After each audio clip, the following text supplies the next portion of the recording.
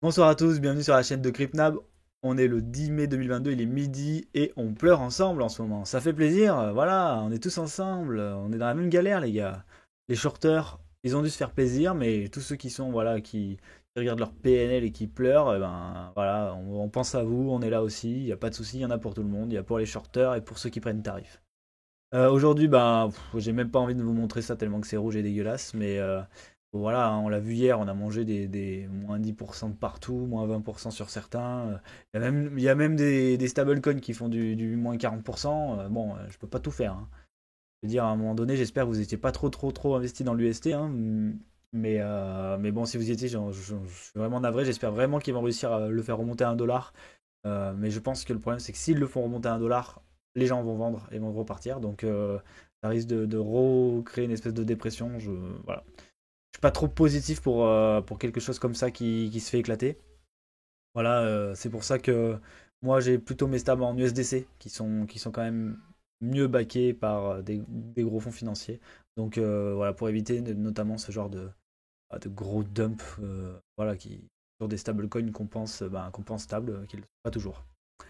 Aujourd'hui, on va parler essentiellement Bitcoin. Je pense pas qu'il y ait besoin de parler de grand chose d'autre. On peut regarder si vous voulez le Nasdaq, le SP 500. Voilà, tout ça, ça crache, hein. Les gars. De toute façon, on l'a dit plusieurs fois. On a alerté plusieurs fois, on en a parlé, que ce soit sur Twitter, sur YouTube.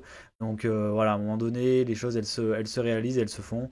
Le dollar qui reste fort, mais qui fait pas non plus un gros pump. Moi, je pensais vraiment qu'il irait chercher des plus hauts, plus hauts, plus hauts, plus hauts. Il a cassé son haut historique sur les quelques années précédentes, pas son haut, pas son ATH de all time, mais voilà, sur les quelques mois, années précédentes, sur les 10 ans précédents, voilà, il a cassé, mais bon, voilà, c'est pas fou quoi. Il va pas transpercer. Et c'est pas une résistance que j'ai mis en pointillé, c'est juste une target pour un trade, donc voilà.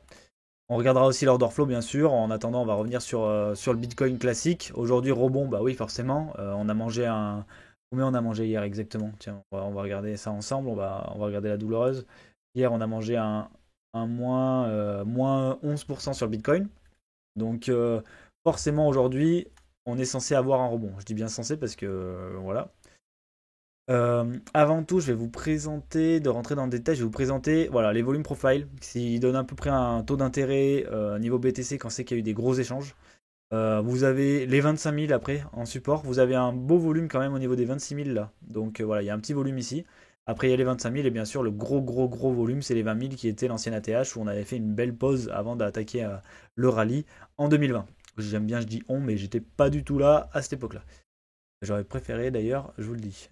Alors du coup, BTC, on va zoomer un peu. Là, je voulais juste regarder un point de détail. On va en revenir dessus. Donc là, comme on l'a dit, on a mangé toutes les zones de liquidité qu'on a posées depuis le 24 janvier 2022, donc depuis 4 mois. Et là, on est très proche quand même. Moi, ça m'étonne qu'on les ait pas cassées d'ailleurs. Des zones de liquidité qu'on a formées le 22 juin 2021 et le W le 19 juillet 2021. Donc on a formé en fait, suite au grand crash de l'année dernière, on a formé un beau bottom et en fait on est vraiment très proche des zones de liquidité. Et pour moi c'est forcément les prochaines qu'on va venir chercher. Je veux dire, on s'est arrêté nulle part quoi. Hein, on va pas se mentir les gars, là on s'est arrêté nulle part. On a fait un rebond bizarrement très proche de l'ancien lot qu'on a cassé. Donc voilà, c'est pas anodin. Si on se place un peu à plus court terme, on voit que la résistance 1 heure qui est formée ici, où on a joué avec là, elle refait pareil barrage. Donc voilà, le scénario vraiment bullish, c'est que les gens aient capitulé. Je suis pas sûr que ce soit le cas, mais c'est possible. Dans ce cas-là, on aura, vous voyez là, il y a le POC, il y en a pas mal qui en parlent, qui est une zone en fait de retournement, on va dire, et qui correspond en plus au 0,618 de Fibo, 0,618 au bottom, quoi. Donc voilà, une zone de rachat massif est attendue entre les 29 730 et les 30 846 si vous voulez voir un Bitcoin repartir à la hausse. Sinon, on va pas se mentir, là il y a des liquidités mais massives, des gens qui sont rentrés il y a 1 an et tous les points de liquidation ils sont là. Et là il y a du volume à liquider. Oui, on a liquidé 1 milliard, mais est-ce que c'est assez? Bon, on va le voir tout de suite avec l'order flow. Alors déjà les mecs, vous avez cassé le ratio long, il marche plus. Donc va falloir appeler l'équipe technique là parce qu'il y a un petit souci de communication, là. Mais deuxième point, qu'est-ce qui se passe? on recommence. À chaque fois, je vous ai dit sur Twitter, on va retourner dans les spreads positifs. Faut arrêter d'aller dans les spreads positifs alors qu'on est en train de dump. Et qu'est-ce qui se passe? On y retourne encore une fois. Donc là, on est retourné dans des spreads positifs, c'est dégueulasse. Oui, on a liquidé très fort, mais ça fait pas tout. On le voit bien, on a des fundings ultra positifs. Oui, sur le bottom, on a liquidé. D'ailleurs, on n'a même pas liquidé sur le bottom, on a liquidé avant. Donc c'est pour ça que je vous dis que ce bottom s'est créé avec des gens qui sont rentrés massivement, mais pas en spot, hein. Je peux vous le dire, regardez le spot. Le spot, ça dégage. Les gens, ils se barrent. Donc moi, je suis pas très bullish. D'habitude, j'ai plutôt une tendance bullish en me disant on va avoir un beau rebond, etc. Mais là, c'est vrai que oui, on a des fermetures de position. On a un funding qui retourne dans le positif. On a les spreads qui s'enfoncent pas, quoi, qui remontent, quoi. Donc, c'est-à-dire que les gens, ils se disent ça y est, on est en buy the dip, quoi. On est en bottom, je peux recharger, quoi. Mais c'est pas forcément le cas. Regardez. Je vous mets l'order flow juste pour vous dire. Depuis le bottom ici, pas le bottom, mais depuis le grand crash, on est constamment en train de monter en volume, en termes d'open interest. Si vous voulez voir un bottom se poser, pour moi, il faut qu'on liquide jusqu'à 110 000. Là, on est à 167 000 d'open interest. Donc vous imaginez, ça fait quand même une grosse chute à faire, sachant que la chute qui est là, c'est un pipi de chat, quoi.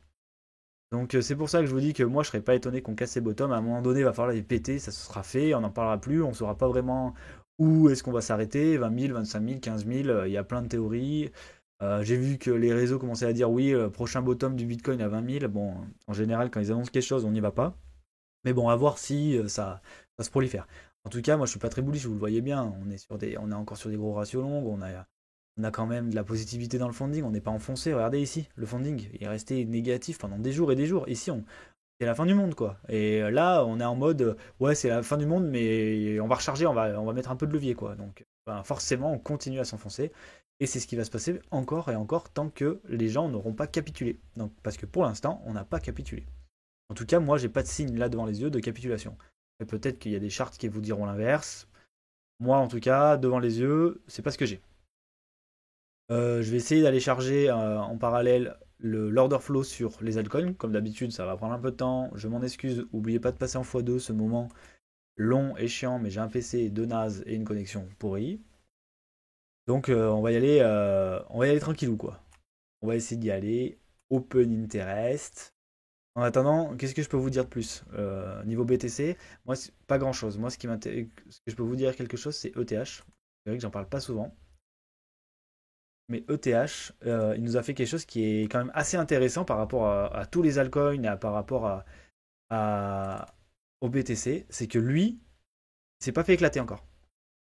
Et moi, je pense qu'on cherche à venir l'éclater. Vous voyez, lui, pendant que le BTC, il est sur ses bottoms, on va dire de l'été oui, de 2021. Donc BTC est sur ces niveaux-là. Ether, lui, il est sur les niveaux qu'on vient de poser là cet hiver.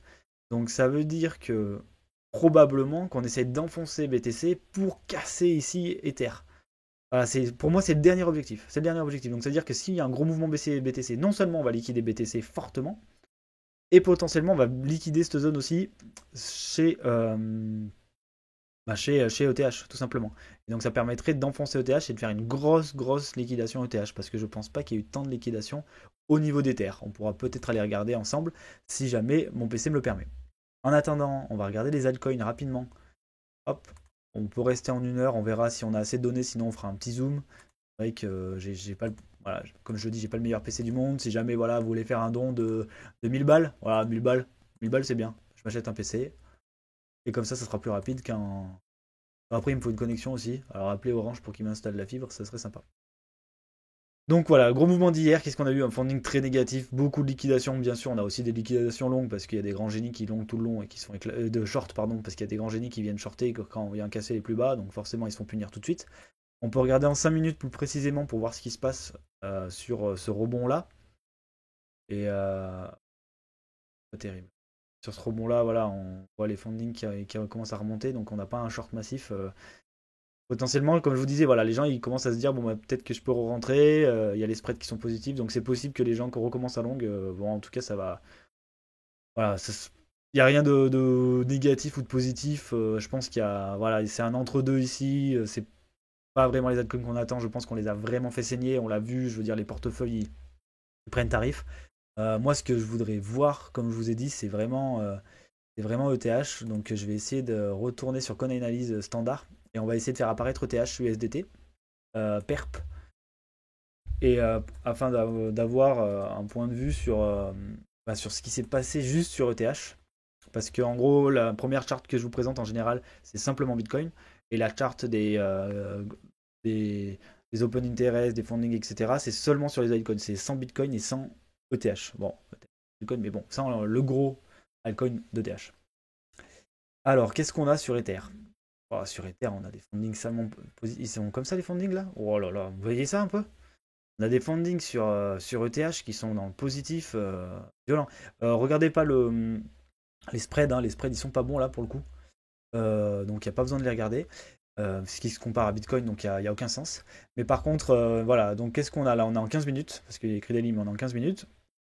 Pareil, vous l'avez cassé la ratio longue, ça va pas. Mais par contre, voilà, il y a eu beaucoup de liquidation et de fermeture de position. Donc, fermeture de position, il y a dû avoir des shorters qui prennent des bénéfices, mais aussi des longues qui sont liquidées, on le voit bien en bas. Mais regardez-moi ce funding, quoi.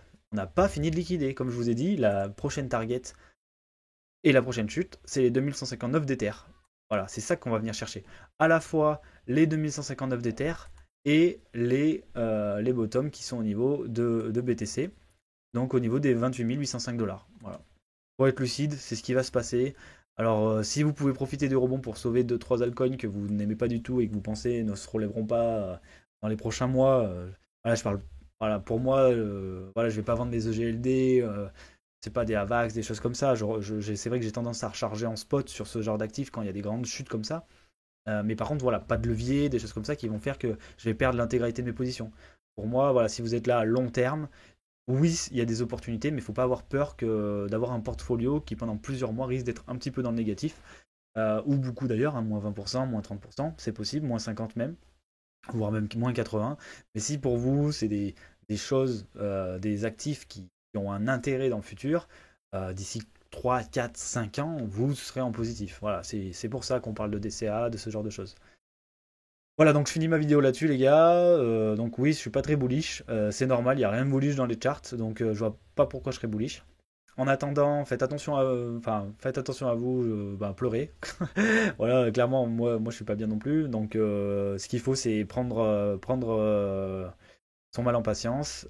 Si possible, réinjecter du cash pour faire du rechargement DCA sur des actifs auxquels on croit. Il faut pas hésiter. Oubliez pas le JPEG, hein, maintenant c'est en lien de description tout le temps. Voilà, pour moi par exemple là ça crache. Le JPEG lui il tient, bah forcément il est comparé à AVAX. AVAX il chute, le JPEG il tient. Mais c'est pas grave parce que pour moi j'ai une horizon long terme, 5-10 ans, donc je me dis ben voilà, c'est que des opportunités. Et en tout cas, si vous êtes là pour le long terme, ça sert à rien de regarder votre portfolio tous les jours. Je vous souhaite à tous de passer une bonne semaine. On se retrouve jeudi pour une update de marché, voir si on a bien enfoncé les plus bas comme je m'y attends, notamment avec les annonces de la fête de demain. Et je vous souhaite une bonne journée. Allez, à plus.